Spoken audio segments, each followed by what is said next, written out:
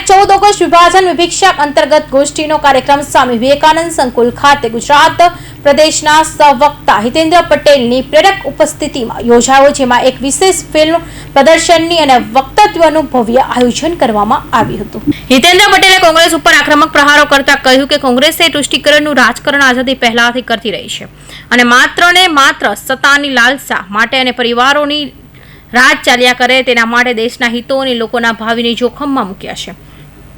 ભારતમાં આઝાદી પૂર્વથી વર્ષ 1915થી જ કોંગ્રેસ અને કટ્ટરપંથી સંગઠન સાથે મળી ભારતના ભાગલા પાડી અલગ મુસ્લિમ રાષ્ટ્ર બનાવી માંગ કરતા રહ્યા હતા અને આખરે 14મી ઓગસ્ટ 1947ના રોજ આઝાદી પૂર્વ અલગ રાષ્ટ્ર પાકિસ્તાન બન્યું હતું અને તે દિવસ પછી જ કરુણાક્રાંતિ સર્જાઈ હતી અને તેનું દુઃખ, તેની વેદનાઓ હજી પણ ત્યાંથી આવેલા લોકોના પરિવારોજનોના હૃદયમાં વસે છે અને તેની ચર્ચા કરતા તેમનું હૃદય દ્રવી ઉઠે છે। પરંતુ આઝાદીના પછીના વડાપ્રધાન નહેરુ, ઇન્દિરા ગાંધી હોય કે રાજીવ ગાંધી કોઈ વિભાજનની વેદનાઓની કોઈ હકીકત ચર્ચાઓ કરી નથી અને હકીકતથી લોકોને પણ વિમુખ રાખ્યા છે અને ઇતિહાસથી હકીકત છુપાવી છે।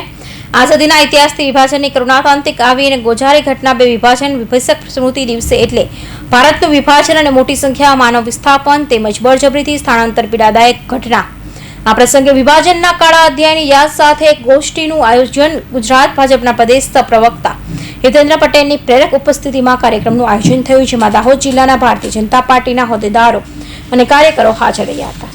ઉત્સવની ઉજવણીમાં સમગ્ર રાષ્ટ્ર ત્રિરંગામય બન્યો છે। રાષ્ટ્રીય ભારતીય જનતા પાર્ટીએ તારીખ 9થી 15 સુધી વિવિધ કાર્યક્રમોના માધ્યમથી જનતાને રાષ્ટ્રભક્તિના રંગે રંગવાનો પ્રયાસ થયો છે।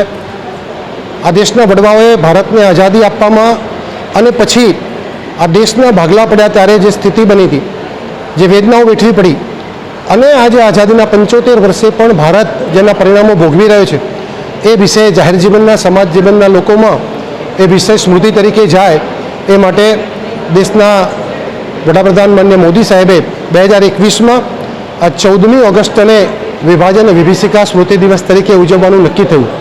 સાથે સાથે આ દેશના તિરંગાને પણ જનસામાન્ય સુધી પહોંચાડવા માટે એના નિયમોમાં બદલાવ કર્યો અને એટલે તિરંગા યાત્રાના માધ્યમથી હર ઘર તિરંગા અભિયાન અને વિભાજન વિભીષિકા સ્મૃતિ દિવસ તરીકે જનતાની વચ્ચે આઝાદીનો ઇતિહાસ અને વિભાજનની જે કરુણાંતિકા છે, એના જે દુષ્પરિણામો છે, કોના કારણે થયું હતું અને દેશ ભોગવી રહ્યો છે, આ તમામ બાબતો આવનારી પેઢીના મનમાં પણ જીવંત રહે અને એને આધારે દેશદાજ એના મનમાં જીવંત રહે, રાષ્ટ્રપ્રેમ પુનઃ પ્રસ્થાપિત થાય અને રાષ્ટ્ર માટે કર્તવ્યશીલ બને એ માટેનો પ્રયાસ રાષ્ટ્રીય ભારતીય જનતા પાર્ટીના નેતૃત્વમાં પ્રાંત ભારતીય જનતા પાર્ટી પણ કરી રહી છે।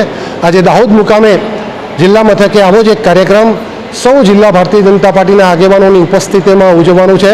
અહીંયા વિભાજન વિભીષિકા સ્મૃતિ દિવસ તરીકે અહીંયા પ્રાંત તરફથી પ્રાપ્ત ખૂબ દુર્લભ એવી ફિલ્મ અહીંયા બતાવવામાં આવી, જેમાં ખૂબ એનું ડિટેલમાં વર્ણન કરવામાં આવ્યું છે। સાથે સાથે પ્રદેશના વક્તા તરીકે મારી જવાબદારી હતી તો અહીંયા પ્રદેશની ગાઈડલાઈન પ્રમાણે એ વિષય પણ મૂકવાનો પ્રયાસ થયો છે। દાહોદ જિલ્લા ભારતીય જનતા પાર્ટીએ ખૂબ સુંદર આયોજન કરી મોટી સંખ્યામાં પરિવારના સ્વજનોને ઉપસ્થિત રાખી આ કાર્યક્રમને ખૂબ મીઠો બનાવ્યો। સુરેશ કાપડિયા, દાહોદ।